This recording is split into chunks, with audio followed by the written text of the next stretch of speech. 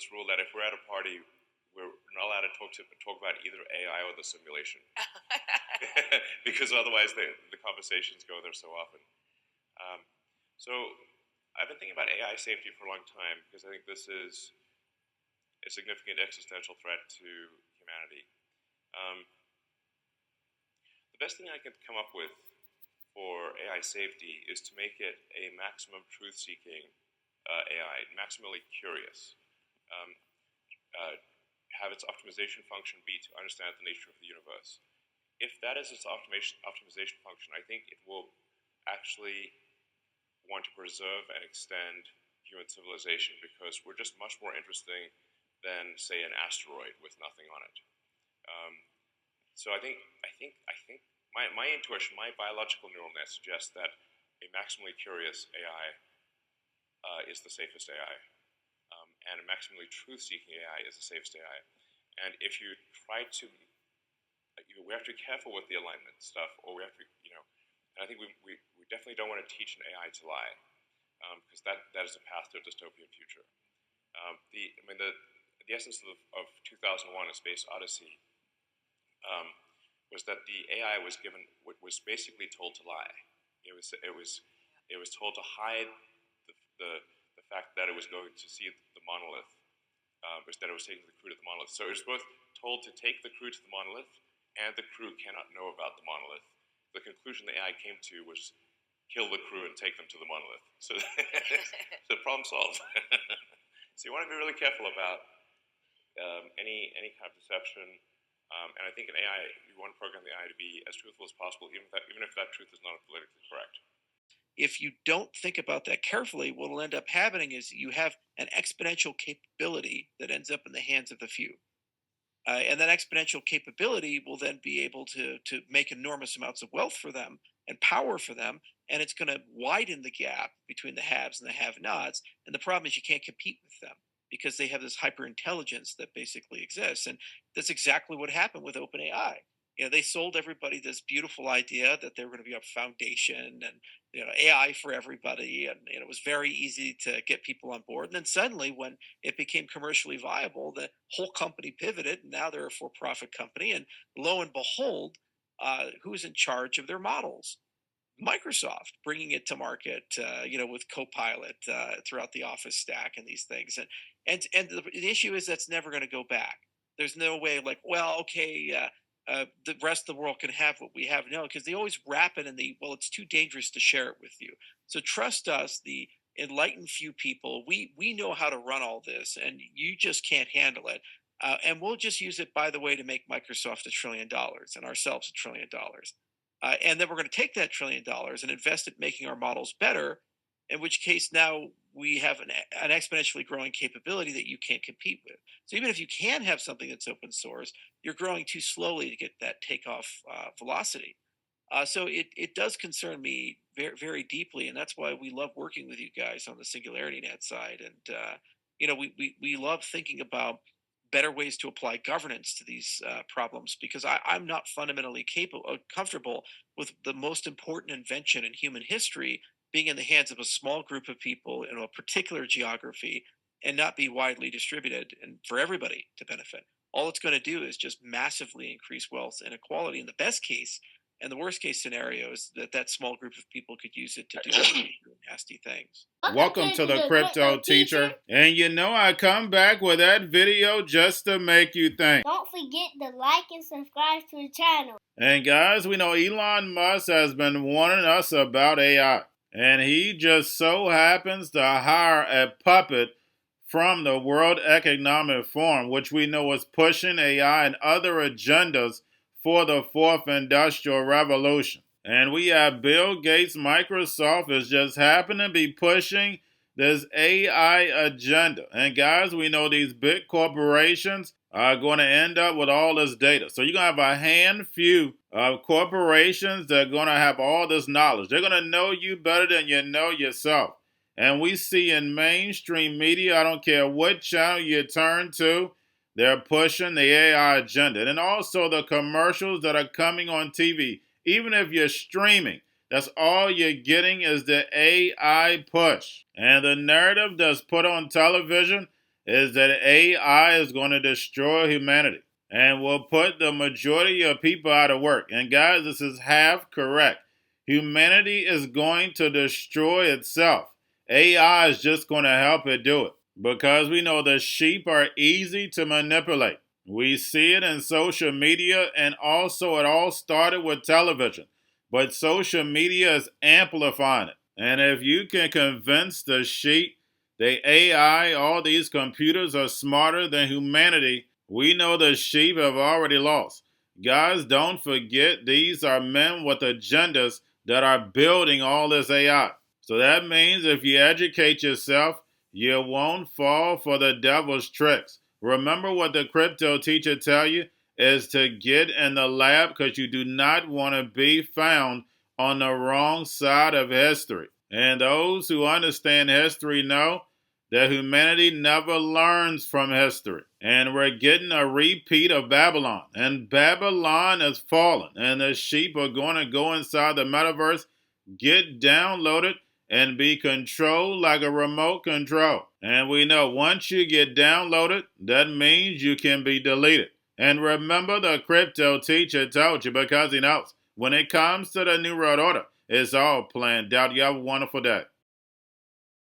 Recent rally is on the back of AI. Is that right? The vast majority of it, because it's only 15 stocks. That's it, and yeah. most of those stocks are in or around. Listen, NVIDIA is the #1 winner this year. Meta is not necessarily AI, but believe me, they'll talk AI. Google, That's where they want to go. Right, Google's made this 20% move, this big move this week because they're back in the AI game. They got 40,000 engineers that finally might be getting it right. Well, can I interrupt you for one second? Tell me what you think.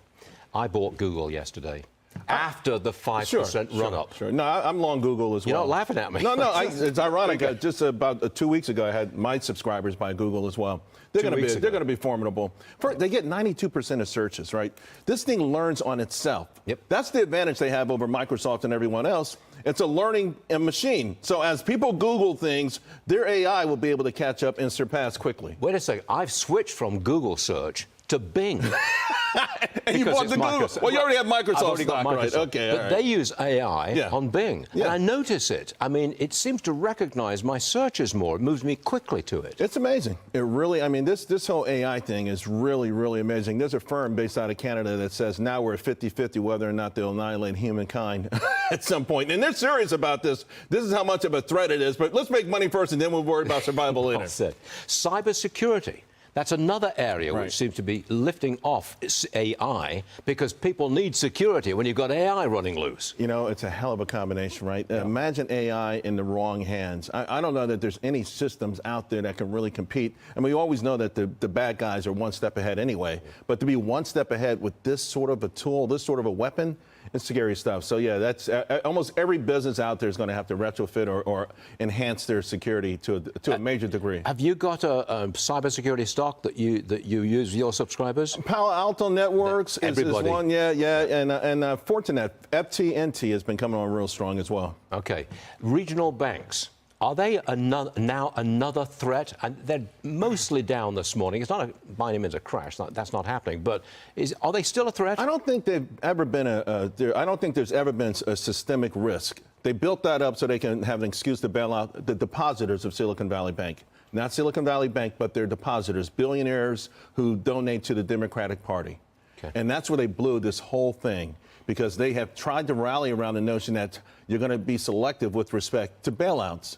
And then Treasury Secretary Yellen made things worse. She went on out there a couple of times and just said, yeah, certain banks, we will take care of all depositors. In other words, the big banks. And so they have actually made this a lot worse than it had to be. By the way, your mic take was great. And you said you have a sense that things are falling apart. I do. About 30 minutes ago, the University of Michigan sentiment read came out.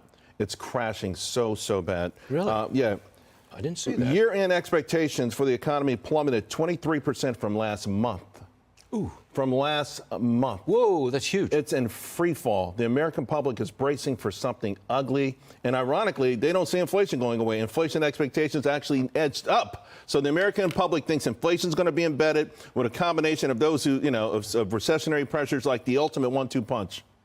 We bank countries, the World Bank, You know, we do a lot of things. And yes, we also bank consumers in the United States. So, but I want the community banks to thrive. I mean, like I said, we want to do everything we can to help them.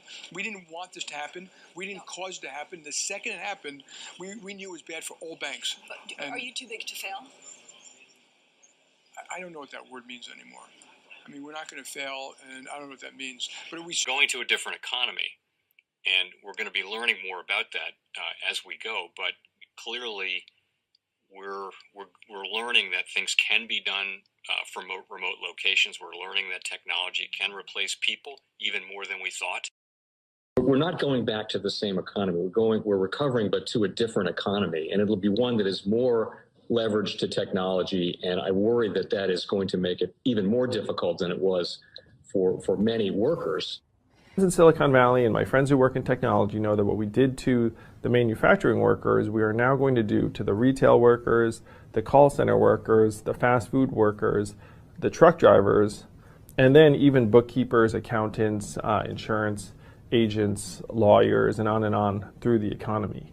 So what happened to the manufacturing workers is a very clear sign. And so we'll import Chinese-based CBDC technology. So it's going to be CBDC in a box provided to you by the People's Bank of China. Crypto Teacher and the New World Order book, plus the 3 Kids books. It's time to re-educate. Also, new to cryptos, Coinbase, BitChute, Binance. Do not forget book links and crypto links are in the description. The stock channel, guys. Don't forget to go like, subscribe, spread everywhere. You have your Kobo, your chip stocks, your banking, your gaming. While everybody's sitting at home, get home stocks, the Seaver, the biotech stocks. And while everybody's at home wishing they were still getting that free money, what are they doing? Drinking and smoking weed. Don't forget about those stocks, and you have a wonderful day. The most powerful person in the world is the storyteller. The storyteller sets the vision, values, and agenda of an entire generation to come. Steve Jobs.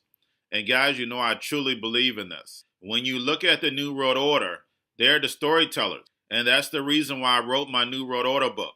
But guys, now it's time to change the current generation. And I wrote 3 kids books. You know I love the Trinity because I understand the power that's in it. So I have 3 books. We have an opportunity to change the generation, to educate, not just me, but I want to show you that I take action on a daily basis. And I want you to take action on a daily basis. Whether it's your job, whether it's in your community, we have an opportunity right now to educate the masses. I posted this on my Twitter account. Please share, but this is a short clip of the 3 books. There's going to be a clothing line and action figures. Please get these books for your kids, nephews, cousins, friends, so therefore we can start the re-education now. Because as we see, the 4th Industrial Revolution foundation is definitely here. Robots, algorithms, drones, taking humanity out the picture. We have to re-educate. But let's get into the video. Part 1. King Joshua and Grandma Tanya save the village. Part 2. King Joshua and Grandma Tanya save New York from COVID Stories 3. Part 3. King Joshua and Grandma Tanya goes to China. It's mandatory to get part 1, part 2, and part 3 of this series. It's time to re-educate Generation Z.